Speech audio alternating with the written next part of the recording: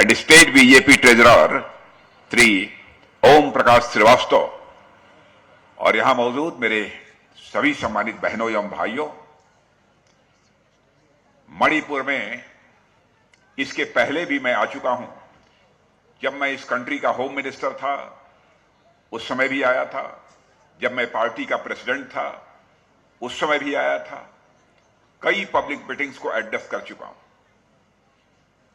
और फिर इस असेंबली के इलेक्शन में भी आप लोगों के बीच आया हूं। जैसा माहौल मैं पूरे मणिपुर में देख रहा हूं उससे मेरा कॉन्फिडेंस यह पक्का हो गया है कि इस बार भी मणिपुर में भारतीय जनता पार्टी की क्लियर मेजॉरिटी से गवर्नमेंट बनने जा रही है, मेरा पक्का विश्वास है। और मणिपुर में एक ट्रेडिशन हमने जो देखा वो मुझे बहुत ही इंप्रेस किया।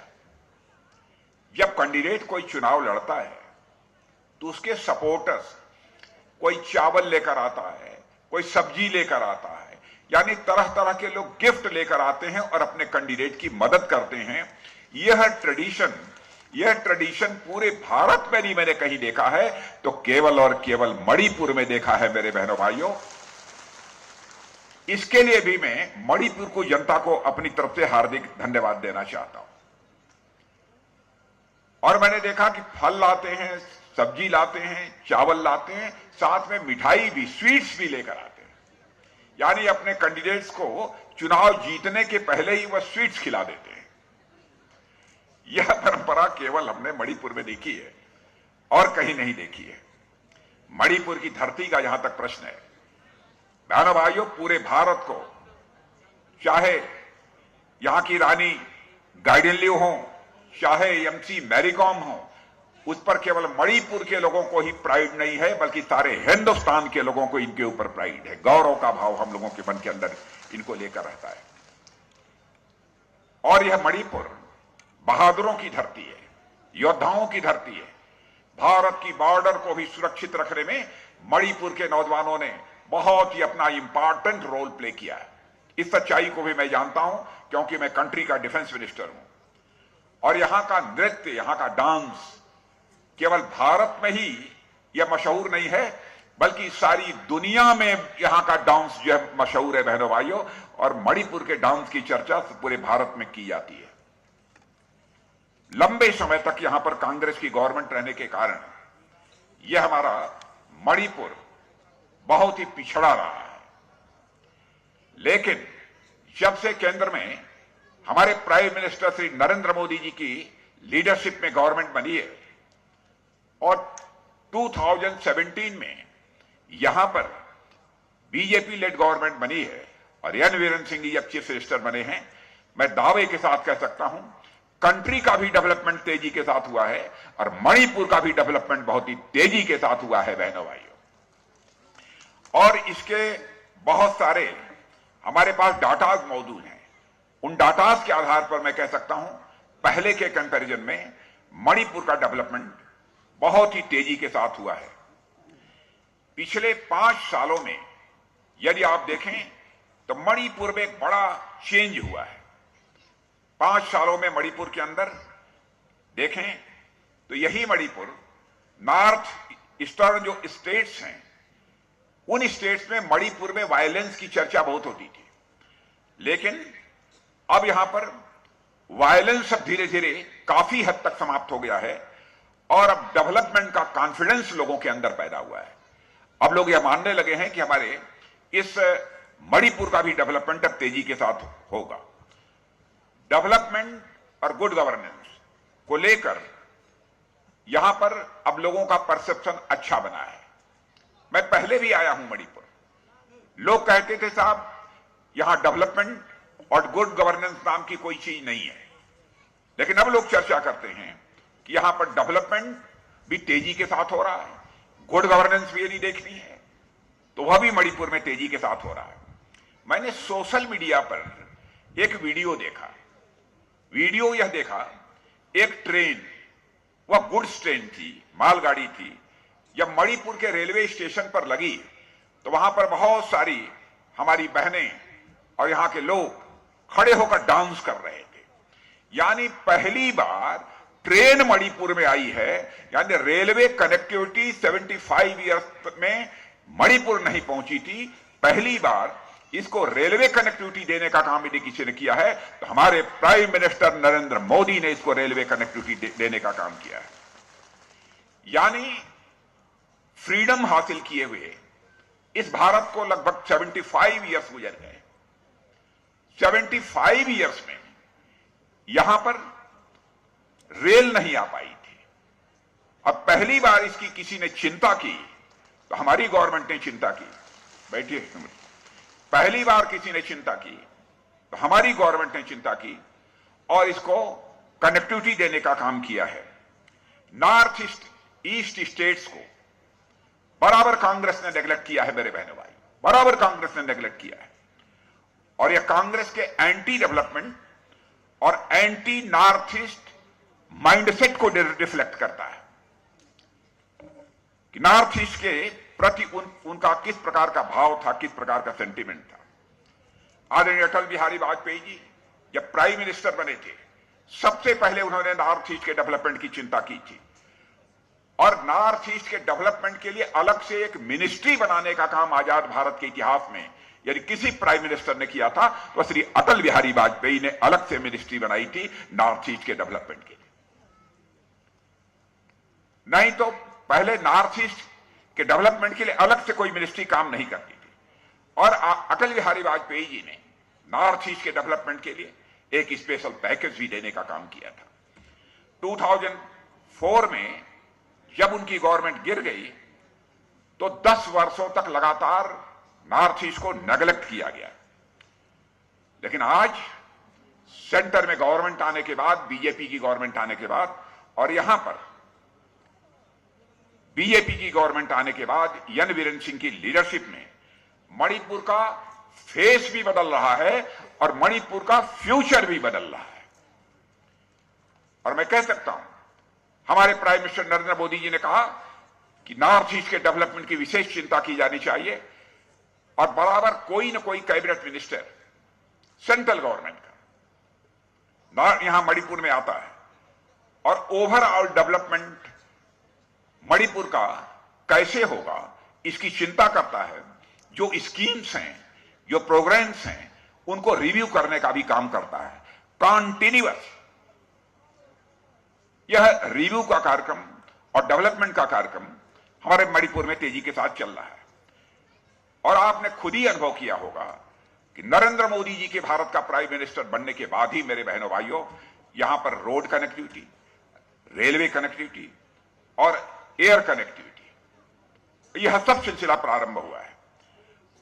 नॉर्थ ईस्ट के मैं अपने दोस्तों से कहना चाहता हूं, अपने बहनों भाइयों से कहना चाहता हूं, भारतीय जनता पार्टी हिंदुस्तान की अकेली राजनीतिक पार्टी है जिसके वर्ड्स और डीड्स दोनों में कोई अंतर नहीं रहता। जो हम कहते हैं वह हम करते हैं। इंडिपेंडेंट इंडिया में पॉलिटिकल पार्टी के लीडर्स की वर्ड्स और डीड्स में अंतर होने के कारण, उनके कहने और करने में अंतर होने के कारण पॉलिटिशियन और पॉलिटिक्स पर से आम जनता का विश्वास समाप्त होता चला गया और यह क्राइसिस ऑफ क्रेडिबिलिटी पॉलिटिक्स में भी और पॉलिटिशियंस के प्रति भी निरंतर बढ़ती चली गई। इस क्राइसिस ऑफ क्रेडिबिलिटी को चैलेंज के रूप में इस इंडिया में किसी ने स्वीकार किया है बहनों भाइयों तो केवल और केवल आपकी पार्टी भारतीय जनता पार्टी ने स्वीकार किया है और किसी दूसरी पार्टी ने स्वीकार नहीं किया है। इंसर्जेंसी की समस्या कितनी बड़ी समस्या यहां की थी, आप खुद ही अनुभव करते होंगे। अब इंसर्जेंसी की समस्या धीरे धीरे समाप्त हो रही है और डेवलपमेंट का सिलसिला तेजी के साथ आगे बढ़ रहा है। और मैं कह सकता हूं वायलेंस की घटनाएं अब लोवेस्ट लेवल पर है। 5 साल का हमको मौका दीजिए यहां गवर्नमेंट बनाने का। मैं आपको यकीन दिलाता हूं जो भी थोड़ा बचा खुचा यहां पर वायलेंस है वह वायलेंस समाप्त होकर रहेगा। इंसर्जेंट ग्रुप से भी मैं अपील करना चाहता हूं कि वह वायलेंस की एक्टिविटीज से अपने को दूर रखें। यदि कोई प्रॉब्लम है उनकी, गवर्नमेंट से वो बातचीत करना चाहते हैं तो हम इंसर्जेंट्स के साथ डायलॉग करने के लिए भी हम पूरी तरह से तैयार हैं। उनके साथ बैठकर हम बात करने के लिए तैयार हैं। क्योंकि यहां की प्रॉब्लम्स रिजॉल्व होनी चाहिए, हल होनी चाहिए। यहां की लोगों की पॉवर्टी, अनएम्प्लॉयमेंट, यह सब सारी जो प्रॉब्लम्स हैं उनका हम समाधान निकालना चाहते हैं। मेरे बहनों भाइयों, यह भी आपने देखा होगा कि पहले यहां पर हर महीने ब्लॉकेट होता था, वायलेंस की घटनाएं होती थी, लेकिन अब आपने देखा होगा कि 3 साल में, जो मुझे जानकारी दी गई है कि 3 साल में यहां पर कोई भी ब्लॉकेट नहीं हुआ है। शायद मणिपुर की हिस्ट्री में यह पहली बार हुआ है। इसके लिए यहां के मैं chief minister N Biren Singh ji को भी अपनी तरफ से बधाई देना चाहता हूं। हम इस वायलेंस की समस्या का पूरी तरह से समाधान चाहते हैं, पूरा समाधान चाहते हैं। हम तो चाहते हैं इस मामले में कि यहां पर मणिपुर एक ऐसा स्टेट है, एक भी वायलेंस की घटनाएं नहीं होती हैं, उसमें सारी इंडिया में नंबर 1 स्टेट के रूप में खड़ा यदि कोई हो तो हमारा मणिपुर स्टेट खड़ा हो। यह हमारी ख्वाहिश है, यह हमारी इच्छा है। इसीलिए मैंने इस कंट्री का डिफेंस मिनिस्टर होने के नाते आह्वान किया है कि यदि इंसर्जेंट ग्रुप्स हमसे बातचीत करके प्रॉब्लम्स को रिजॉल्व करना चाहते हैं तो हम उसके लिए पूरी तरह से तैयार हैं। हमारी गवर्नमेंट की एक और इच्छा है कि पूरा नॉर्थ ईस्ट, मणिपुर तो हो ही, पूरा नॉर्थ ईस्ट एक टूरिस्ट हब के रूप में खड़ा हो। केवल भारत के लोग ही मणिपुर टूरिज्म के लिए न आए, बल्कि दुनिया के दूसरे देशों के लोग भी टूरिज्म की दृष्टि से यदि आना हो तो मणिपुर आए। इस प्रकार के एक स्टेट के रूप में हम इसको डेवलप करना चाहते हैं। और मैं आपको यकीन दिलाकर जाना चाहता हूं, 5 साल यदि हम गवर्नमेंट बनाई तो मैं दावे के साथ कहता हूं कि टूरिज्म के माध्यम से मणिपुर स्टेट की इनकम इतनी बढ़ेगी कि यहां तेजी के साथ उस इनकम से भी डेवलपमेंट का काम हो सकता है। मैं एन बीरेन सिंह जी और उनकी गवर्नमेंट को बधाई देना चाहता हूं कि यहां का जो डिलीवरी मैकेनिज्म था, बहनों भाइयों, उसको बहुत ही इफेक्टिव तरीके से उन्होंने लागू किया है। और इफेक्टिव तरीके से तो लागू किया है, लेकिन डिलीवरी मैकेनिज्म में ट्रांसपेरेंसी जिस तरीके से एन बीरेन सिंह जी ने लाई है, उनकी गवर्नमेंट ने लाई है, उसकी जितनी भी सराहना की जाए बहनों भाइयों कम है। और केवल मैं सराहना नहीं कर रहा हूं, इस देश में लोग कहते हैं डिलीवरी मैकेनिज्म के मामले में कहीं पर कोई ट्रांसपेरेंसी इस नॉर्थ ईस्ट में नहीं थी, मणिपुर में नहीं थी, लेकिन उसमें ट्रांसपेरेंसी लाने का काम डिलीवरी मैकेनिज्म में किसी ने किया है तो आपकी बीजेपी की गवर्नमेंट ने किया है। इसके लिए भी मैं यहां की बीजेपी की गवर्नमेंट को मैं बधाई देना चाहता हूं।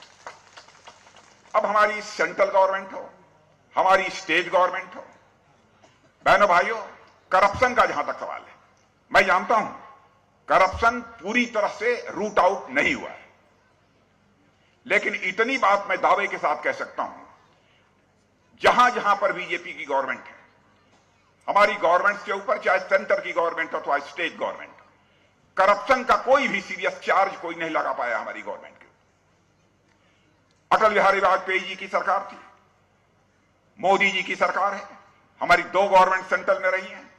आपने कांग्रेस की गवर्नमेंट्स को भी काम करते हुए देखा है। कांग्रेस की गवर्नमेंट्स के ऊपर करप्शन के आरोप लगते थे, यहां तक कि कांग्रेस के मिनिस्टर्स को जेल जाना पड़ा है करप्शन के एलिगेशन में। लेकिन कोई नहीं कह सकता है कि भारतीय जनता पार्टी की सेंट्रल गवर्नमेंट के किसी भी मिनिस्टर के ऊपर एक भी करप्शन का कोई आरोप लगा हुआ हो और एक भी मिनिस्टर को कभी जेल जाना पड़ा हो। बहनों भाइयों, ऐसा कभी नहीं हुआ। करप्शन पर हम चोट मारना चाहते हैं। करप्शन को हम कैसे रूट आउट करें? करप्शन को यदि रूट आउट करना है, करप्शन को यदि समाप्त करना है, एक ही रास्ता है, सिस्टम में बदलाव लाना पड़ेगा, व्यवस्था में बदलाव लाना पड़ेगा। और यह काम हमारे प्राइम मिनिस्टर से नरेंद्र मोदी जी ने प्रारंभ किया। मैं एक घटना बतलाता हूं। प्राइम मिनिस्टर किसान सम्मान निधि के अंतर्गत 6,000 रुपीज आपको मिल रहे हैं कि नहीं मिल रहे? फार्मर्स को मैं पूछना चाहता, मिल रहे हैं? तो हाथ उठाइए, मिल रहे हो तो। प्राइम मिनिस्टर किसान सम्मान निधि या फार्मर्स, हाँ मिल रहे हैं ना 6,000? अच्छा, मिल रहा है, मिल रहा है। राजीव गांधी जी ने एक बार कहा था, जब राजीव गांधी जी प्राइम मिनिस्टर से इस कंट्री के, तो उन्होंने कहा था क्या करें? हमारी कंट्री में करप्शन इतना है कि 100 पैसा मैं ऊपर से भेजता हूं, लेकिन लोगों के पॉकेट में केवल 15 पैसा 15 पैसा पहुंच पाता है। यह मजबूरी राजीव गांधी ने जारी की थी, व्यक्त किया था। लेकिन बहनों भाइयों, हमारे प्राइम मिनिस्टर नरेंद्र मोदी ने ऐसा सिस्टम बना दिया कि 6,000 रुपी दिल्ली से चलता है तो पूरा का पूरा 6,000 रुपये आपके अकाउंट में पहुंचता है। एक पैसा भी करप्शन की भेंट नहीं चढ़ने पाता है।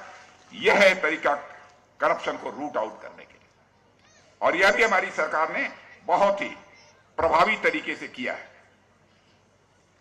हम नॉर्थ ईस्ट को पूरी तरह से अपने दिल के पास रखना चाहते हैं, दिल्ली से दूर नहीं रखना चाहते। यही हमारी कोशिश है। अभी हमारी शारदा जी चर्चा कर रही थी, स्टार्टअप, स्टैंड अप, यह सब सारी योजनाएं नॉर्थ ईस्ट में कभी नहीं चलती थी, लेकिन अब नॉर्थ ईस्ट में भी स्टार्टअप कल्चर प्रारंभ हो गया है, जैसे हिंदुस्तान के अन्य राज्यों में भी प्रारंभ हुआ है। यहां के आर्टिजन्स की भी मैं प्रशंसा करना चाहता हूं, यहां के वीवर्स की भी मैं प्रशंसा करना चाहता हूं। जेम की सुविधा उनको उपलब्ध करा दी गई है मेरे बहनों भाइयों, और मुझे खुशी है कि जेम के प्रति जो अट्रैक्शन लोगों का बढ़ा है। 3,450 लोग श्री केवल मणिपुर में इस पोर्टल से जुड़ गए हैं। यह खूब छोटी बात नहीं है, बहुत बड़ी बात है। मणिपुर के रहने वाले लोगों को, आर्टिजन्स को एक बहुत बड़ा मार्केट भारत में कहीं पर भी अपने आर्टिजन्स के आइटम्स को बेचना चाहते हैं तो बेच सकते हैं। यह पहली बार किसी सरकार ने यह सुविधा नॉर्थ ईस्ट के लोगों को उपलब्ध कराई है। अब इससे ज्यादा खुशी की बात और क्या हो सकती है? ई गवर्नेंस को हम लोगों ने बढ़ावा दिया है। मैं यही आप सब लोगों से कहना चाहता हूं मेरे बहनों भाइयों, भारतीय जनता पार्टी का बहुत ही डेवलपमेंट का एक हमारा क्रेडिबल ट्रैक रिकॉर्ड है। और जब भी भारतीय जनता पार्टी की सरकार जहां भी रही है, डेवलपमेंट के ऊपर विशेष ध्यान दिया है। हमारा तो डेवलपमेंट का एक क्रेडिबल ट्रैक रिकॉर्ड है, लेकिन कांग्रेस का जहां तक प्रश्न है, कांग्रेस का बिल्कुल ब्रोकन रिकॉर्ड है डेवलपमेंट का। जितना लंबा समय 60 ईयर कांग्रेस को मिला है, हमको 60 ईयर नहीं, हमको तो 15 ईयर्स चाहिए। 15 ईयर्स में ही हम देश को दुनिया की जो धनवान कंट्री, रिच कंट्रीज मानी जाती हैं, उन रिच कंट्रीज की क्यू में लाकर खड़ा कर देंगे। आज भारत में भी प्रॉस्पेरिटी तेजी के साथ बढ़ रही है। भारत पहले इंटरनेशनल कम्युनिटी के समक्ष वही बात कहता था, लोग सुनते नहीं थे, लेकिन आज यदि भारत कुछ इंटरनेशनल फोरम पर बोलता है तो लोग कान लगाकर भारत की बात सुनते हैं। अब लोग स्वीकार करते हैं कि भारत अब कमजोर भारत नहीं रहा है, भारत अब एक ताकतवर भारत बन गया है, मजबूत भारत बन गया है। यह धारणा सारे देश में बन गई है। भारत की तरफ दुनिया का कोई देश आंख उठाकर नहीं देख सकता है। आपने देखा उरी और पुलवामा में घटना हुई थी, पाकिस्तान से आकर आतंकवादियों ने हमारे पैरामिलिट्री फोर्सेस के ऊपर कायराना हमला करके उनकी किलिंग की थी, शहीद हुए थे वो। उसके बाद हमारे प्राइम मिनिस्टर ने डिसीजन लिया तो हमारी आर्मी ने पाकिस्तान की धरती पर जाकर जितने टेररिस्ट ट्रेनिंग सेंटर से उसको सर्जिकल स्ट्राइक और एयर स्ट्राइक करके बर्बाद कर दिया, तबाह कर दिया। हमने सारी वर्ल्ड को यह मैसेज दे दिया कि भारत अब एक स्ट्रांग कंट्री है। हमें जो आंख दिखाने की कोशिश करेगा, हमारी जमीन पर कब्जा करने की कोशिश करेगा, तो हम उसे बॉर्डर के इस पार भी मार सकते हैं और जरूरत पड़ी तो बॉर्डर के उस पार भी जाकर मार सकते हैं। यह हमारी ताकत है, यह में से सारी दुनिया को चला गया। इसलिए मैं आप सभी लोगों से अपील करना चाहता हूं, बहनों भाइयों, मैं देख रहा था कि यहां की गवर्नमेंट ने क्या क्या काम किया है। बहुत सारे काम किए, बहुत सारे काम किए, मुझे अच्छा लगा। आयुष्मान भारत कार्ड आप लोगों को मिला है? आयुष्मान भारत कार्ड कुछ लोगों को मिला है कि नहीं मिला है?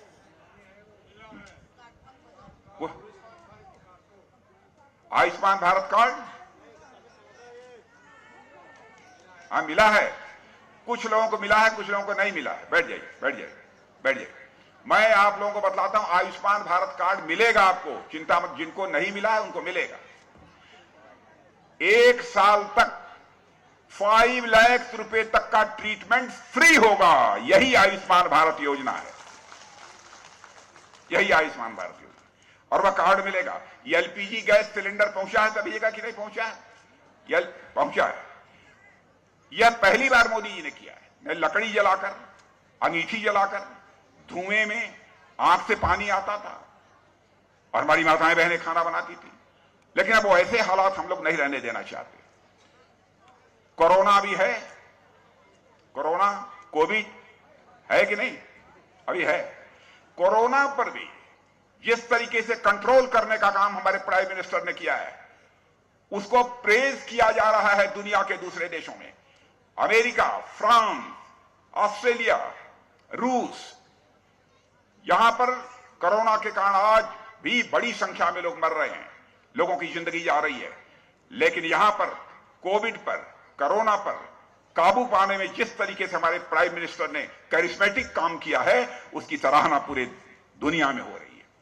वैक्सीन पहले हमारे यहां नहीं बनती थी, हम दूसरे देशों से मंगवाते थे। आज वैक्सीन हमारे देश में ही नहीं, देश में तो बनी रही है, हम दुनिया के दूसरे देशों को भी वैक्सीन एक्सपोर्ट करने का काम कर रहे हैं। यह भारत की ताकत बड़ी है। इसलिए मैं आप सभी से अपील करने आया हूं मेरे बहनों भाइयों, कि आप सभी का समर्थन भारतीय जनता पार्टी को प्राप्त होना चाहिए और हमारे यहां के कैंडिडेट श्री करम सिंह जी को जिता देंगे। जिता देंगे? हाथ उठाकर जरा बतलाइए, जिता देंगे? पक्का मानकर जाऊं? और बहनों भाइयों, ये करम सिंह जी को आपने कितने में 5,000 6,000 से नहीं जिताना है, तो इस बार 8,000 से आप जिता दीजिए करम सिंह जी को। यह मैं अपील करने आया हूं। 8 to 10,000 से हमारे करम सिंह जी जीतने चाहिए। इसलिए आज के इस अवसर पर इससे ज्यादा कुछ न कहते हुए आप सबको धन्यवाद देते हुए, बहुत देर से आप लोग प्रतीक्षा कर रहे हैं, मैं अपनी बात समाप्त करता हूं। Thank you very much. नमस्कार, मैं हूं मानक गुप्ता। अगर आपको हमारा ये वीडियो पसंद आया हो तो इसे लाइक और शेयर जरूर करें। और हां, हमें सब्सक्राइब और फॉलो करना ना भूलें, ताकि आप देश और दुनिया की कोई खबर मिस ना करें। तो जुड़े रहिए हमारे साथ और देखते रहिए न्यूज़ 24।